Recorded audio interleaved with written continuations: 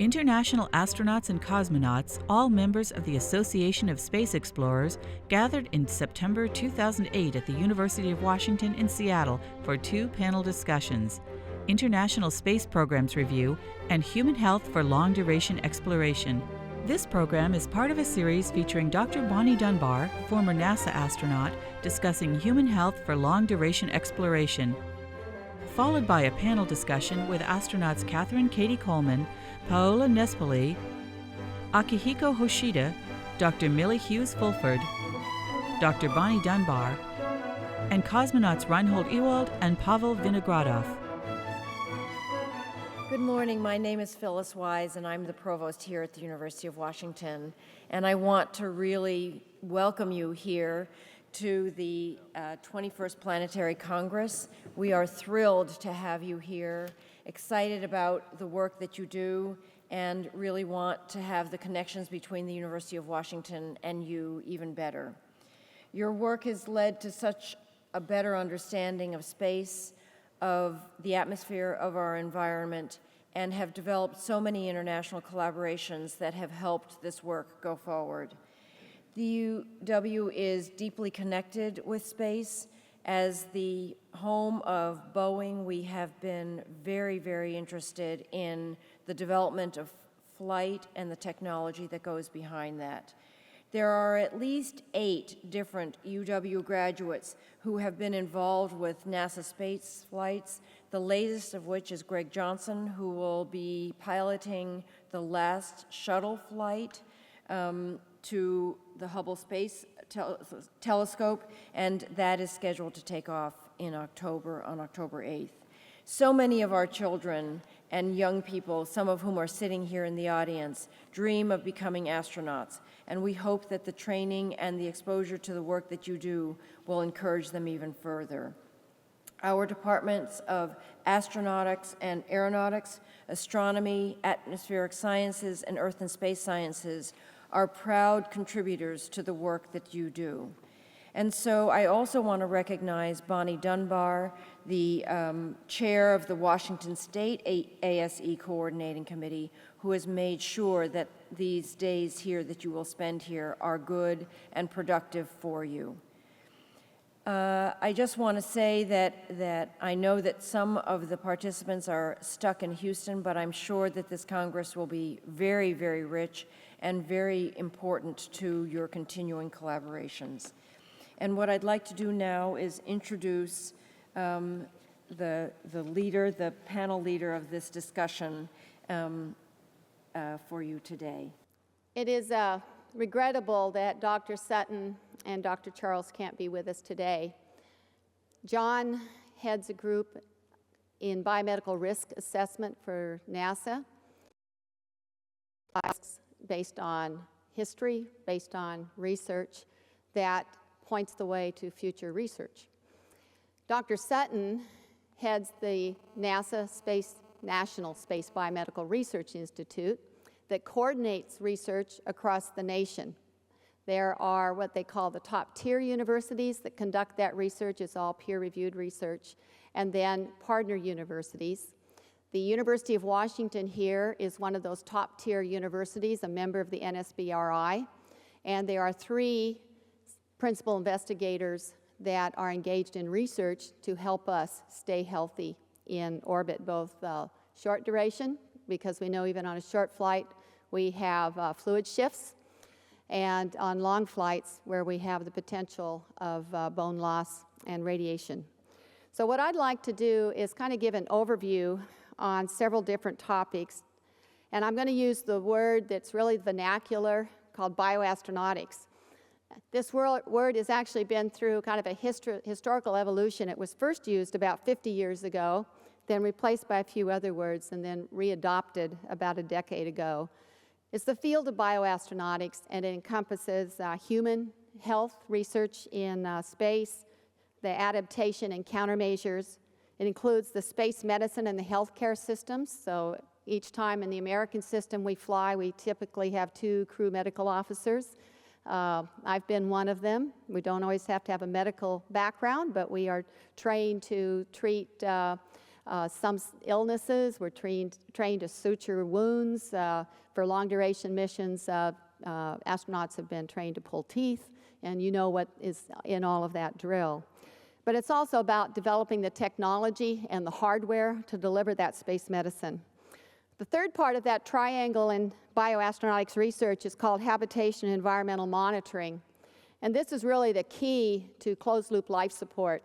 It's the key to keeping us alive, because obviously we, in this mini Earth that we put in orbit around the real Earth, or we send to the moon, or we send on to Mars, we have to have oxygen to breathe, and we have to have something that cleans up the carbon dioxide that we expire. We have to have potable water on board. We have to care about the temperature, and we have to care about the pressure. So the habitation and environmental monitoring, that feedback loop that tells us where we are, is also very important. And that's all, again, encapsulated in this big triangle called bioastronautic elements and research. There are known changes to the human body, and there are unknowns. I'm not even going to quote the phrase unknown unknowns, but they're out there. It's the knowns that we can really point our research to, and they go back several decades when they first started to become evident. There are changes, as we know, to the neurovestibular system, both going to orbit from 1G to 0G, and for some people, but not all people, from going from 0G back to 1G. There are changes in the cardiovascular system because the heart does not have to work as hard. It's not pulling blood up from the feet to the head, and we've all experienced that. The heart is operating in a very quiescent environment and tends to atrophy in a way unless we stay cardiovascularly fit. It's one of the reasons we require our flight crew, the pilot and the co-pilot, who sit vertical on entry in the shuttle, to exercise so that as they have the G onset, the heart is strong enough to keep blood in the head along with your G suit helping. The immune system is, as Millie was talking, is a little bit of a relatively new development. And I say relatively because in 1990 on STS-32, we flew some immune experiments. They were the little needle pricks that went into the arm.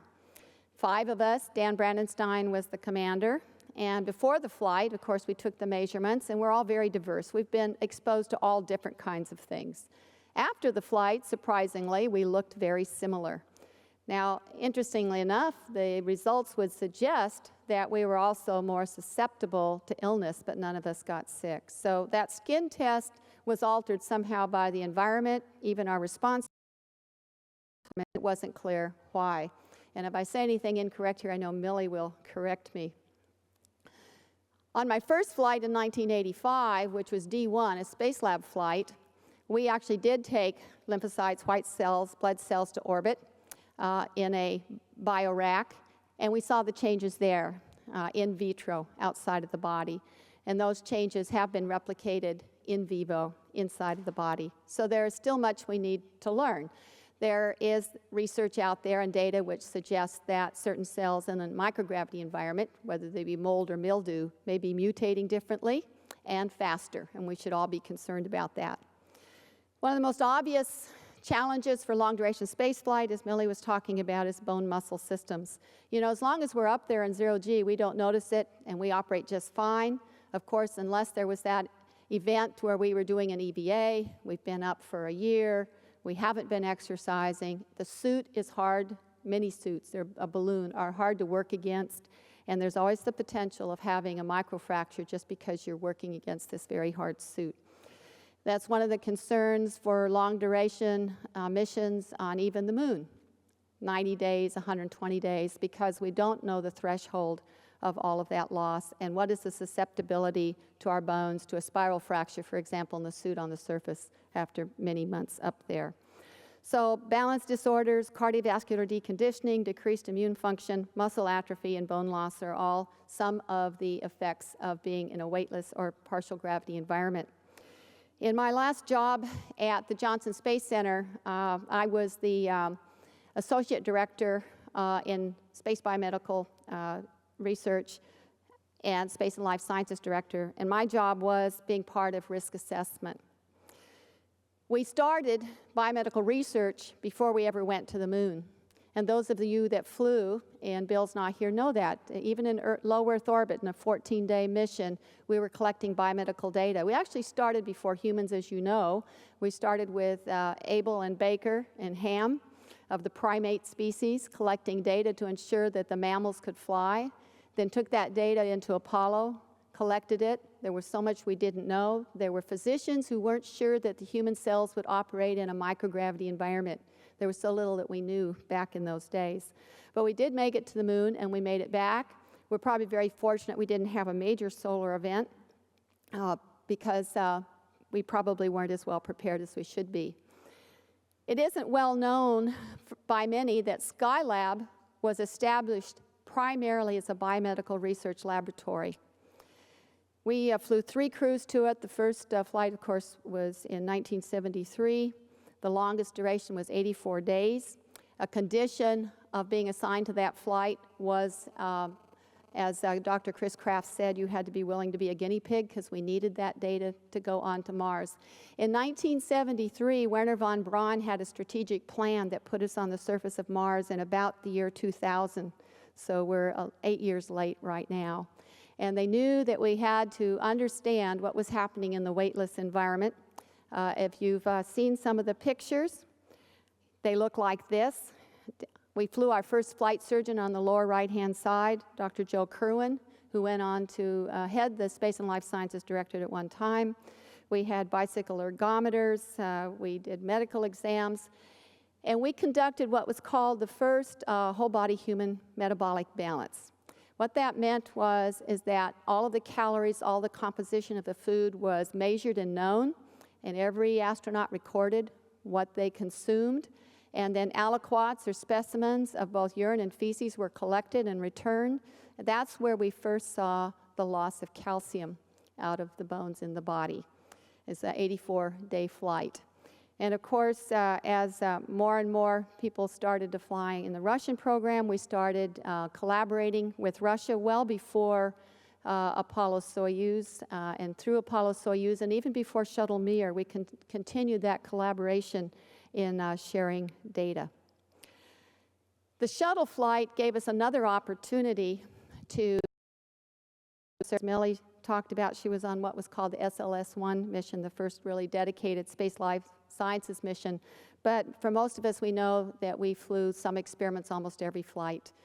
The first 2 flights drove one experiment on fluid shift. It was the first time we had re-entered sitting up, and we had a significant blood pressure drop in the crew, and orthostatic intolerance, fainting. And we measured a loss of total body fluid of about 1 liter, and that happens, as you know, after the first 2 days. That's just part of equilibrating with the microgravity environment.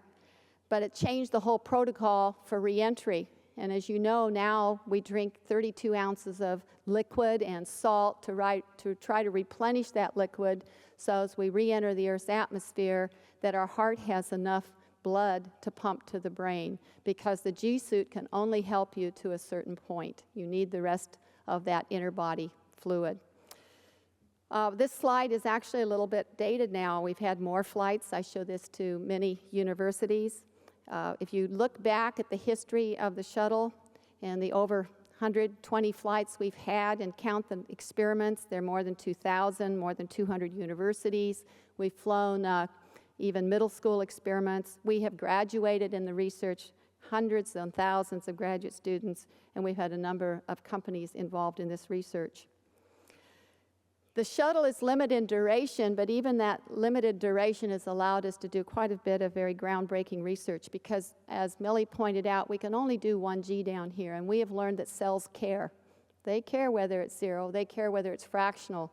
So what we've been really doing in the last 2 decades is compiling data on the 0 side and hoping that maybe in some cases it's a straight line between 1 and 0. We don't know.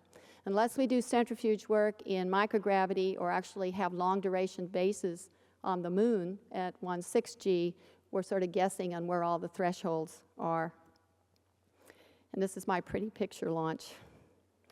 We've also used the mid-deck as a laboratory. It didn't begin that way. I had the great opportunity to be an engineer on the shuttle in the 1970s, worked for Rockwell International when we were doing the designs. And we thought that the mid-deck would be primarily the living area, the cooking area, the sleeping area. And we had put lockers in there, and we're sort of surprised that they weren't all taken up. And that gave birth to a new laboratory, and it's not a very romantic name, you know, mid-deck experiments, MDE. Most people don't know what's in it.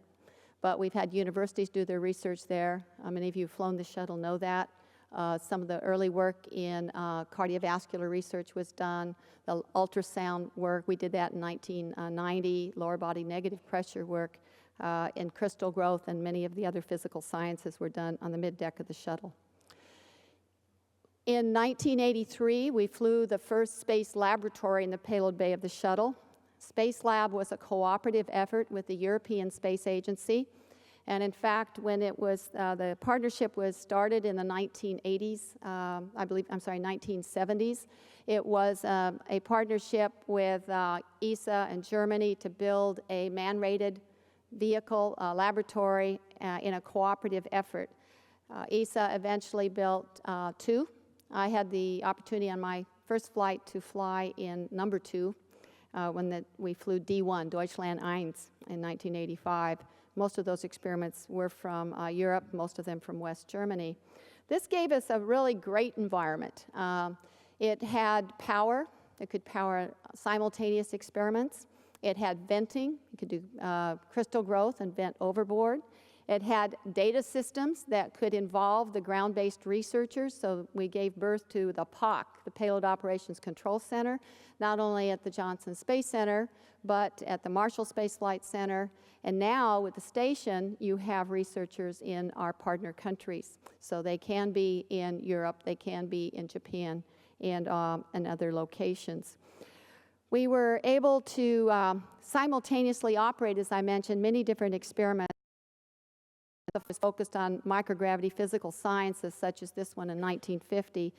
Nearly every flight had some medical component. And on this flight, where we had fluid physics on the left-hand side there out of the Jet Propulsion Labs, and I'm putting a gallium arsenide crystal into a furnace for Vanderbilt University and one for Yale later on. Even so, we had packed behind those lockers things like a lower body negative pressure device.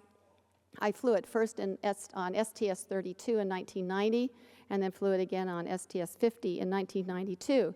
And I can tell you, without showing you the numerical data, that it protected me because I was a guinea pig. I was not allowed to exercise for either my 11-day flight or my 13-day flight. And at least the data, I felt great, and the data showed that my anti-orthostatic intolerance was greatly enhanced or reduced, however you want to say it. It made a difference. I could tell it by the volume in my legs, and I could tell it by the color of my legs. For those of you who haven't flown in space, one of the first things you notice after a couple days is that your legs get very skinny. That's what they call the chicken leg, and they can also get very white. I was a subject for a muscle biopsy experiment on STS-32, and that biopsy was done about 2 weeks before the flight, and the principal investigator was from Washington State University here in Pullman, and it leaves a little tiny incision, a scar. And of course, any scar is going to be red around the perimeter. Within the second day of orbit, I couldn't see the scar anymore. That told me I wasn't getting a whole lot of blood in that area of my skin, and I didn't know whether to be alarmed. I decided not to be alarmed. I decided to be academic. I monitored it, and I took data, took a picture. And then I went into LBNP about 4 days before entry and was in it for about 4 hours a day. And I don't remember if it was for all 4 days or every other day. And the color of my skin came back and the scar became more visible. And I started being able to retain more liquid. You drink liquid as you are in that negative pressure device. And so yes, when I signed up for this experiment, I was told I would not be able to do any research while I was in it, and I decided, well, I'm in a zero-gravity environment, and as long as they put me on an umbilical, I can just float around. And so I was able actually to do experiments in this lab on this flight with the lower body negative pressure device on my lower body. and it worked out quite well. I also had some time to fill out my logbook, which most flights didn't have time to do. So usually when I go to a school, I say, how do it work? But how does the physics work? Those of us who have flown know this phenomena, but in microgravity, there is no natural convection. This candle experiment on the left side was done on my third flight in 1990. I'm sorry, 92. This was done in a glove box. It's just a very simple experiment showing that a birthday candle will burn differently between 1G and 0G. But of course, you have no natural buoyancy. But you can take advantage of certain phenomena, such as the lack of sedimentation, to do research. The picture on the right shows what a beaker of water and marbles might look like in 1G, and just below that, what it might look like in 0G. So there is a definite physical difference. We have used that physical difference to an advantage in biomedical research. About 15 years ago, and in fact, one of our astronauts, Dr. David Wolf, was the principal investigator on designing a new bioreactor, cellular biotechnology bioreactor, that worked in zero gravity, and we were able to grow cells in a weightless type of environment. They don't sediment to the bottom of a beaker. They will actually coalesce into a three-dimensional mass. Dr. Jeannie Becker, who is now with NSBRI, was one of the researchers who found that cells outside the body in vitro that actually are able to assemble in a three-dimensional mass like they would in the body behave differently around different medications. And this was found in some cancer research. And this was really breakthrough, because most of the work you get done in the lab, when you go to a hospital and they take a sample, they're going to grow in a petri dish and hope that if they respond the same way in your body. And that, in fact, may not be true. This gave rise to a large investment in bioreactor research, not only on the shuttle, and you see the shuttle flights listed there, but also on the Mir. And it paved the way for an agreement with the National Institute of Health and for the ISS. Regrettably, a lot of that research right now is being pressured by the budget, but it was quite breakthrough and was featured on the cover of several peer-reviewed medical magazines. So I'm going to talk about Shuttle Mir, because Skylab was all about human research, collecting data to continue long-duration spaceflight, and so was Shuttle Mir. We embarked upon this partnership, as many of my colleagues out there know, to learn from each other, to dock a shuttle to a space station before we built the International Space Station, to work together after a long hiatus from Apollo-Soyuz, and to collect medical data and long-duration research. We the United States left 9 different crew members on board. John Blaha was one of them. And we participated in research that had been designed in the US, and we shared it with our Russian colleagues and our European colleagues, because we did have still have an international working group that is addressing human spaceflight. I'm going to show a little bit of my flight film for those of you who have not seen the Shuttle Mir flights. It's hard to believe it was 10 years ago now. I was on the first flight and the 8th flight, and we had a 9th flight, and then the Mir was deorbited into the Pacific. My crew was composed of Terry Wilcutt, Joe Edwards, Michael Anderson, who, by the way, grew up in Cheney, Washington, here in the state, and who sadly we lost in 2003 on Columbia. Jim Riley, Salajan Sharapov, who was taking his first flight with us, and Andy Thomas, who we left on the Mir, and we picked up David Wolf. This is a picture of the Mir. You see the Soyuzes, and there should be a progress in that picture. And on the very top, you see the docking adapter that was delivered by the shuttle to the Mir that allowed the shuttle to dock to the Mir. This is an on-orbit picture. It shows you how you can efficiently pack 10 people, 3 on the Mir. The commander in the middle, Anatoly Solovyev, who was my commander when I trained in Russia in 1994, and Pavel Vinogradov, the flight engineer, and I think Pavel must be out here someplace as well. And then I can't quite see. And then, of course, Dave Wolf had been up there for 90 days with them, and we left Andy Thomas. We trained a little less than a year for this flight together as a crew, although Salijan joined us at about 6 months. It was a January flight, January 22nd, an evening night launch, so that was our dinner before we launched. We had 22 science and experiments on board, in addition to several thousand pounds of cargo that we'd be exchanging with the Mir. It was planned to be a 10-day flight, and it was a 10-day flight. And there's Mike and Andy and Salijan. Of course, walking out to the crew transport vehicle takes us to the pad. We had a space hab in the payload bay. That's where many of our experiments were located, and we had been training quite extensively on that. Some of the experiments were biomedical. Many of them were in preparation for building the International Space Station, which was started in October of that same year. Totally nominal countdown. We actually rolled heads up on this flight, which was interesting for me because it was my first heads up roll. And I thought it was probably the smoothest launch I had been on. And it was actually quite nice to be able to have the right, I could always tell, yeah, told me the gravity vector, the vector was through my body. So we had a nominal SRB SEP, and we started carrying mini cameras at that time. So we had one back on the flight deck, and you can look forward. And this is before we actually started to change over the glass cockpit, so we have the old CRTs in front. Terry's on the forward left, and Joe's on the forward right. Mike was in the flight engineer seat there to the bottom left, and then Jim was on the right. The other three of us were in the mid-deck on launch, and then Jim and I traded places on entry. We had our survival pressure suits on. We had a mix of the old and the new on that flight. They were just transitioning to the current suits.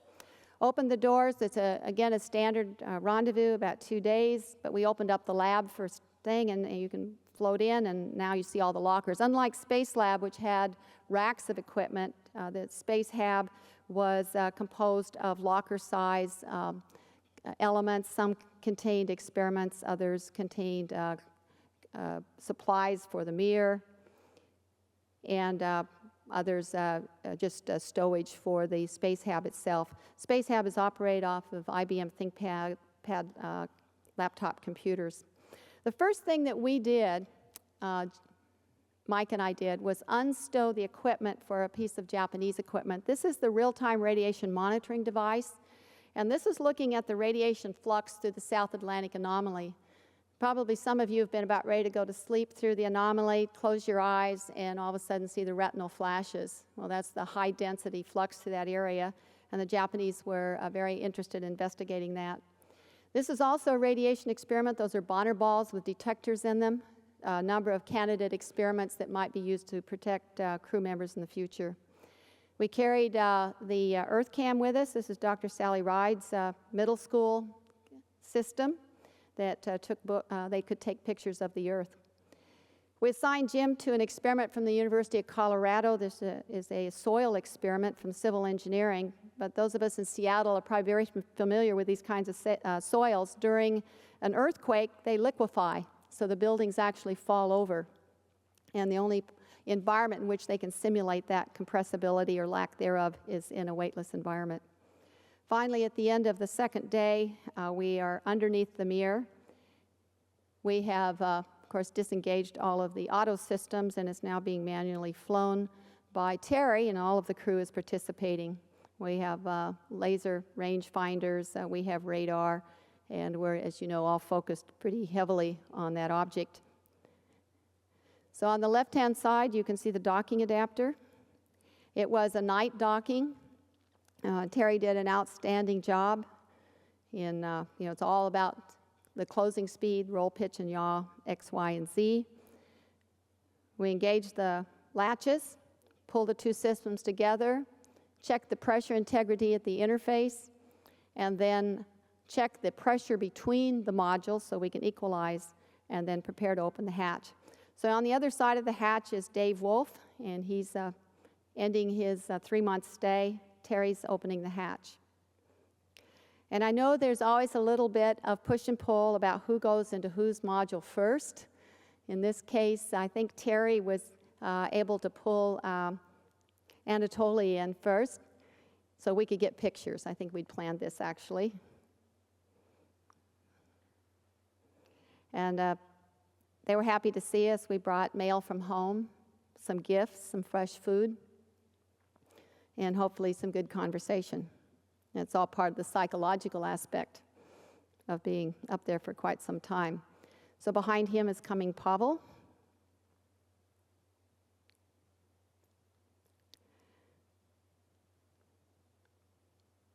And then behind him will come Dave Wolf. At this point, Dave becomes a member of our crew, and then we make Andy a part of the Russian crew. This is the traditional gift exchange held in the Mir base block. Unfortunately, now that I'm at a museum, I can't bring Mir back to exhibit it. It would have been wonderful. But so these are some of the last pictures. I think the final crew does have their own tour of the Mir. But as you float through, you can see some of the ducting at the bottom and many of the parcels taped to the wall. Part of our joint agreement was not just biomedical research, but bringing some of that biomedical research home in the shuttle, because it does have such a large down mass or cargo carrying capability, as well as bringing other items home from prior missions, as well as hardware which we were interested in doing failure analysis on, or just investigating, such as a solar array, which was brought in and then put in the space hab, and we brought it home. So we're going to the node at this point and reorienting ourselves to the particular module we're in. Part of the responsibility of the NASA US side was to outfit 2 of the modules, Priroda, which stands for nature, and Spectra. Unfortunately, Spectra was impacted by progress at one point, was closed off when we docked, and so we spent most of our research time in Priroda and exchanged out experiments so Dave could bring his home, including a bioreactor experiment, and we could leave one with Andy. Again, we're making large use of small laptop computers. Back in the space hab, we then staged quite a bit of the stowage we'd take over. These were bags that we transitioned over. And now Andy's in the mid-deck of the shuttle, and he's taking his bioreactor experiment. These are human breast cancer cells, and he'll take that over to the Mir. And they were allowed to coalesce into a single unified tumor over the next several months. What was very interesting about some of these cell masses is that they actually started to differentiate, that is, create their own vascular systems. Terry and I were the 2 crew medical officers, and we tested a new system called the telemedicine instrument package. We could collect any manner of data. It would then go down to the flight surgeons, and it was very, very sensitive. We even did stethoscope sounds. Finally, after 5 days, we closed the hatch. We've exchanged crew members. We've brought back the biomedical data that Dave generated. Some of it was conditioned. We have a capability for refrigerators on the shuttle, undocked, and then we began some engineering work.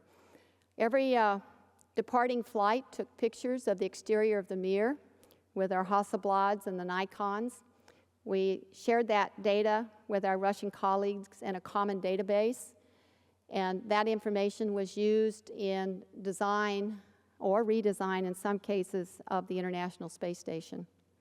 We were looking for micrometeoroid indentations or holes in the solar rays, discoloration on the paints and the thermal protection systems, and something called atomic oxygen erosion on some systems. It really was quite a pretty event docking with this. It reminded me here when I was in Seattle as an undergraduate, coming downtown Seattle to the theater and watching 2001, and hoping that someday I might be able to dock with the space station. And while Mir wasn't rotating like the one in the movie 2001, it even more spectacular to see it out there over the overhead window. Finally, after 2 revolutions around Mir, Joe flew. We performed a back-off burn, and we had about a day and a half left in the mission.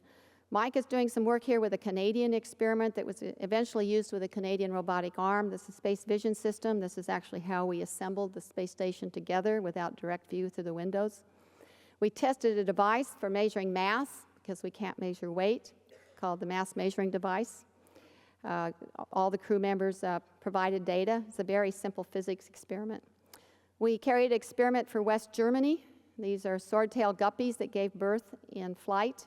And you'll know that notice they're not schooling. The vestibular system appears to be a little bit confused.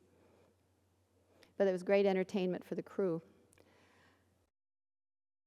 Something I think we all share is the importance of windows. So whenever we had a chance, the Space Hab had a small window. We looked out the window. We exercised. We always put Terry and Joe on the bicycle first. We always had a camera in our hand as we looked out the overhead window. We had a number of sites we were looking at, and in the theme of this Congress, we were very interested in some El Nino sites. Joe is typing an email back to his wife from the ceiling of the middeck, and Mike is coming down with the daily teleprinter mail.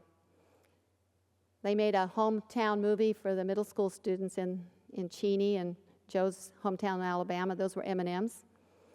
And then we always have to demonstrate the property of fluid physics. This happens to be strawberry Kool-Aid. On several of my flights, we carried some more sophisticated instruments, some of them from the Jet Propulsion Labs, where we used acoustical boxes and acoustical wells to position the drops, and we could actually spin them and look at measure surface tension in liquids that did not lend themselves easily to that in a 1G environment. And Mike was very good at that. But you notice Joe had his towel around there, too. So deorbit day, beautiful mission, nothing, no anomalies. Everything worked perfectly. Closed the doors, performed a deorbit burn. And for those of you who did not have the cameras in the HUDs, we do have cameras in the HUDs now. So not only can we see it, the ground can see it as well. And as we're coming over, it's almost dusk, by the way, as we come over Florida. Again, a perfectly nominal entry. We had a beautiful day. As you can see, not a cloud in the sky. And I have to tell you that it was kind of a mixed blessing for me. It was a great flight. I was happy. We accomplished all of our research goals, all 22 experiments. We exchanged all our cargo, got our crew member back. But I knew that this was probably going to be my last flight, so I was trying to relish it there on the flight deck. And it's always amazing how fast it looks like it's falling when you're outside. So 400 feet, gear down. And I remember as an engineer for Rockwell, I used to watch this on the computer, and there were a lot of people who told me this would never work. So when you live long enough, you find out that sometimes you never want to say never. So good landing. Nose down at about 140 knots and rolled out. We were pretty much on the timeline from the nose stop till the crew egress, although by the time that we did get out, the sun had actually set. And I think Joe and Terry took great pride in the fact that the nose was on the center line of the runway. And we all felt great.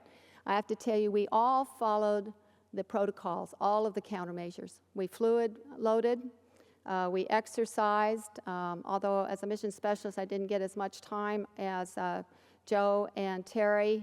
Still, when I had the opportunity, I did. And a 10-day flight, and we all did fine.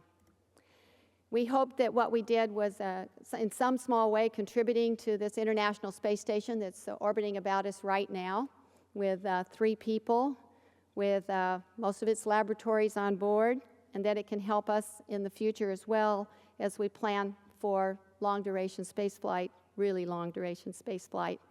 We have the Unity laboratory up there, which is currently the home of the U.S. research. Now, Jeff and John Charles are not here, but I did want to just convey some information, a summary of what they would convey. that we have to identify the risks. It requires flight data and ground-based research in combination. That these are identified in what's called the roadmap, the bioastronautics roadmap, which has been vetted on multiple occasions by the national academies and the National Institutes of Health.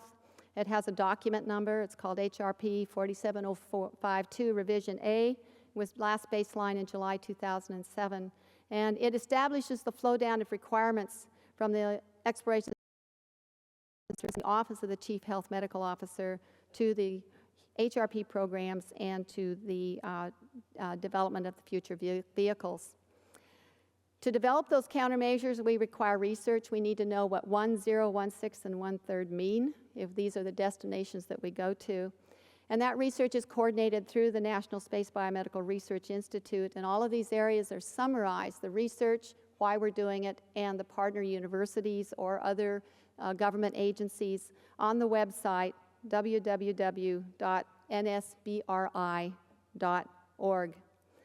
I don't know if this is what a lunar base will look like, but I certainly hope that some of the kids that we educate and inspire at the Museum of Flight will have a chance to find out firsthand, either by the engineers or scientists who participate in it or by being a future crew member there. I hope that we're around to see humans on their way to Mars, and I don't know if this is what the base will look like, but I certainly hope we have that investment in the technology that's going to enable it sooner rather than later. And if one of you or some young person out there listening does visit Viking 1 and 2, which landed in 1976, our museum is waiting for it. So bioastronautics research, protecting the human organism during long-duration space exploration. We all need to support it, and we'll all depend upon it. Thank you very much.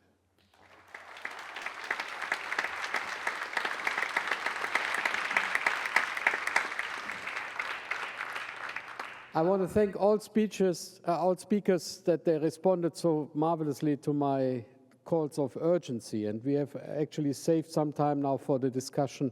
May I ask all speakers, okay, I should have told you, to come up on the podium and take their seats. Thank you for all of your presentations, very enjoyable and interesting. Could any of you address the current situation with the space station solar array rotary joint situation and what the cause of the problem might be, what the repairs might be, and any implications for when the rest of the space station equipment might arrive based on that problem? I've been talking to folks back home actually to find out exactly that answer, and it's not a simple one. Right now, the root cause, or the biggest suspect for the root cause, is perhaps having used a dry lubricant as opposed to a wet lubricant and having increased friction as a result. And so what's proposed is to go out on STS-126, the next shuttle mission to the station, and apply a wet lubricant that's been successful in space before to the joint, and then check the friction forces, which they can from the ground, look at the performance of the joint. Now, in parallel with that, there's a plan to basically bring up all the parts to put in a new joint, and that would involve 10 EVAs. That's a big number. And so that plan is on paper, people are working it, but both of these things are taking place in parallel, and I wouldn't say that anyone feels sure that they understand the root cause yet. I think we're all pretty interested to see the results from 126. More questions, please. Yeah, I guess for anyone, in terms of technical questions and the nature of our convention here is planetary stewardship, we're talking about the solar arrays, and somebody mentioned the batteries. And with the move towards electrical cars, I would think that's one of the technologies that might, in fact, be able to migrate back to Earth. What kind of batteries do you use on station? Does anybody know? And is there anything that reaches back to the stuff down here? Pavel, you were command. Well, really, really big batteries.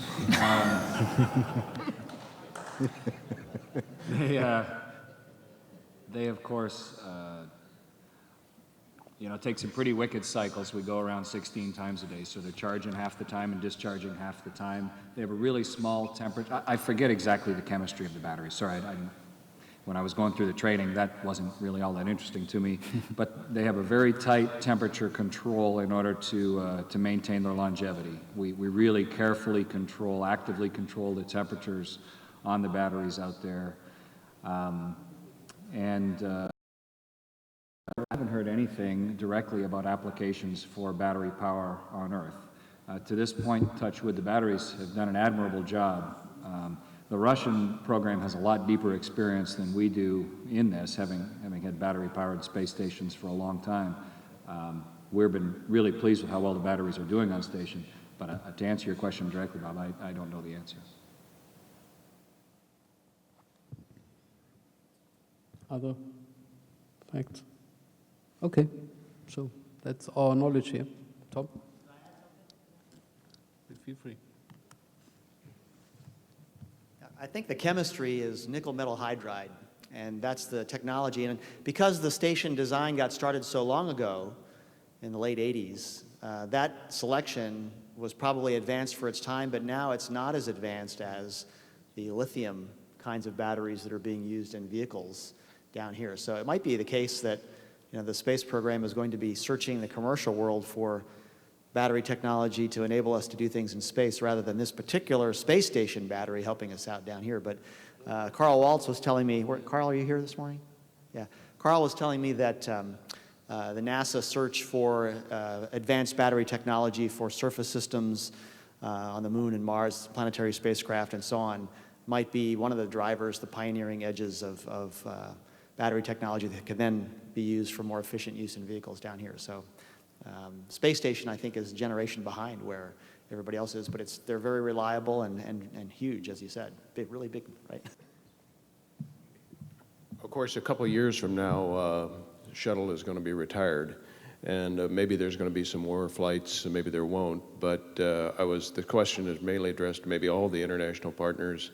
Have you detected or have you started to feel the loss of that down mass? The encouraging words about ATV and HTV are good for up mass, but you won't have that down mass for operating station. I just wondered if you started to feel the effects of that yet. Well, not from an international partner standpoint, but one of the biggest effects for down mass is science. The kind of science that you'd like to do where you actually bring something home and look at it on the ground.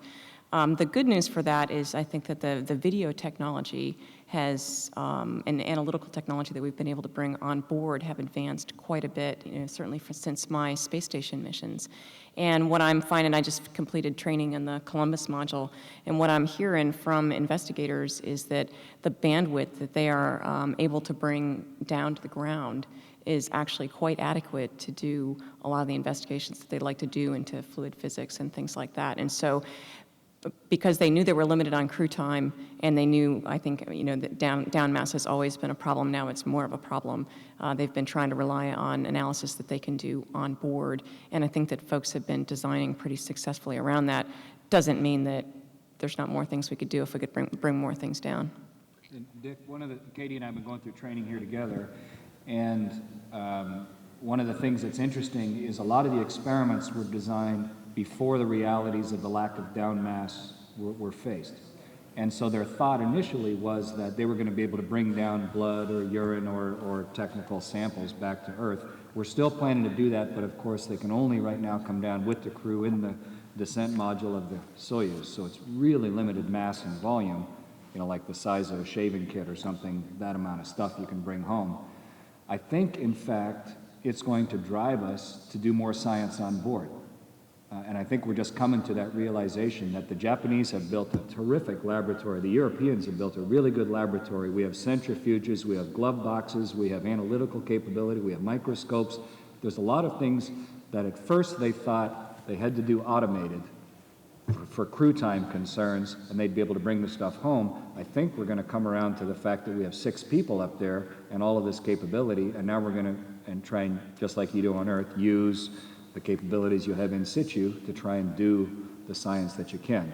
There's also, I'm sure, as you know, the talk of trying to have a commercial unmanned vehicle that can safely return samples to Earth, but it's still, spacecraft of the future fruition, but it's not there yet. as far as the HTV is concerned, we have been doing some studies of, re-entry capability and landing, bringing up some samples on the ground safely. However, I'm not aware of how much it has matured. I haven't heard anything that, there's no project team for down mass capability yet. I think from my point of experience, I can only underline what Katie said. Experiments in space have to be robust and integrated. So from setting out the experiment and setting it up to the point of bringing down data, I have the experience of a couple of Soyuz missions landing in the steppes of Kazakhstan, and we had to bring out early stuff like blood samples or cellular samples cooled, and the whole chain is just not easy to guarantee. And the experiments that don't so much rely on these things are better off than the ones that may, even in the shuttle case, have to deal with landing at Edwards instead of Florida. It happened, and you have to deploy a lot of infrastructure to do so. So that is an interesting experience, I think, also for the partners, that as far as possible we should analyze our experiments already inside in the ISS. You've shown us how we've made the station so much more capable. I fear we've also made it so much more complex. Could you talk to us for just a minute about the training? Chris and Katie, you two are going through the training right now. It might be interesting for the perspective of all of the flyers in the room, the way we do it right now. Katie and I both flown a couple times in space already, and even with that background, both of us being already robotics qualified and all of the, what you might call the fundamentals of the preliminaries, it's still about a 2-year training flow, and about 60% of your time is away from Houston, I would say, approximately, about 40% of the time in Houston, depending. For example, I haven't been back in Houston since July. So the training takes place at all of the various centers. The double-edged sword of an international program is that it's international. And so we spend time training in Scuba, in Cologne, in Montreal, in Star City, and in Houston. The training, compared to what most of the guys in the front row here went through, I would say the training is less in-depth, less technical. You do not learn the space station vehicle like you guys learned the vehicles that you flew, or like I learned the shuttle, or Katie learned the shuttle the first time we flew that. The space station is operated from the ground, and we need to learn enough to be able to react appropriately only for the things that we can do, which is a very small subset of a structure that size. So it's a different type of training. It's a lot of trying to understand the overall system. We become the integrators of all 16 nations at times, where the person that's training you in Cologne really knows their system, but doesn't know much about the rest of the station. Same in Star City, same in Houston. So we have to take what one entity is telling us and try and integrate it internationally into how we're truly going to operate. And the newness of Columbus and the newness of the Japanese segment also manifests itself in a lot of immaturity in their operations plans that will come with time. Just like when the ARM first up, we had a terrible operational plan, and over the years, we've gotten better at it. So all of that tends to increase the burden of training. And then the last part is, it's not too bad with a shuttle crew or an Apollo crew with the people together to get ready together on the day of launch with all the things you need to know. You can have your simulators in Florida. You can have all of the training facilities where you need them. You can even bring a trainer down to Florida to get you ready for the real key stuff. After having trained all over the world, you have to go down to Kazakhstan a couple weeks before launch. You have to have spent the time in Star City 4 or 5 weeks before that. So to maintain currency on spacewalking with the American suit, on robotics and all the different types of robotics and all of the various systems becomes a real training problem to solve. And we've looked at all different ways to try and simplify that, to try and make sure that we get the skills that we need at launch time, and then maybe even more importantly, how to practice and hone and prepare those skills on orbit. So maybe 6 months after you last saw a simulator, you can go do whatever it is you have to do up there. So it's quite a different training world, Bo, than it was even a decade ago when we flew on the shuttle for the first time. I think we think a lot about skill-based versus task-based training. You know, if you teach somebody to be a robotics operator that understands that every time they're going to move that arm, they need to think about what are the critical clearances, you know, what are the things that I need to look around and make sure that those things are in place before I move that arm. You'd like to think that person could do any robotics task. Sometimes when you add a time pressure on top of that, say for a docked mission when things need to happen faster, you might want to train specifically that task, specifically, you know, what visually are you lining up when you mate those two trusses together. But in general, for station, I think that we need to be more skill-based. In other words, that you teach, you know, us the basics of how to think about things and then put what we really need to know in the procedures. Now, on the other end of that spectrum is a set of procedures that has every single little thing that says, oh, and by the way, don't bump your head when you open the door to that refrigerator. And it says it actually on every page. And pretty soon I see that little warning, and I just go, yeah, that refrigerator warning, and I don't read it. And so there's that set of procedures that are too specific, and yet one of the challenges I've found in going around and going to all these different places for training is, as much as I appreciate the insights that the trainers share, unless they're in the procedure or in a small set of notes that I plan to bring with me, I'm not going to remember them. Maybe I've just gotten older, and I guess I have, but I'm not going to remember those really specific insights unless I decide they're important enough to put on that list of mine or they're in the procedure. And so often that's a perspective that's hard to share with the trainers whose whole job is to share everything they know with you, whereas our job is to think, what's this going to be like for me? What am I going to know 2 weeks from now or a year from now? And that gets back to what Chris said about, you know, how to be current for your actual launch. And I think all of us just do our best to, you know, think about what are our things that we're not good at and think about our things that we're good at and try to balance out how we personally address the training. But I'd still say that you still need to take your training plan as a personal thing and make sure that you're getting what you need out of it. One last thing, Bo. We have three people at a time on the Soyuz. And so you end up with a rotating crew of 6, but they're staggered. So how do you decide what skill set you need in every group of 3 that launches? Because you're going to have a time when, you know, a short period during this indirect handover that there are only 3 people on the station. So how do we have those 3 people, and how do we train them with the right skill set so they will mesh so that we can do everything when we're on board? We've identified specialist, operator, and user skills for everything we do on board, and we need to make sure we have the right number of specialists for each thing, operators for each thing, and users for each thing, just so we don't break the back of training and make it a life's work just to train for one flight. And with that, I would like to close the session, and I'm sure that the discussions will go on the subjects that we touched this morning. Thank you again.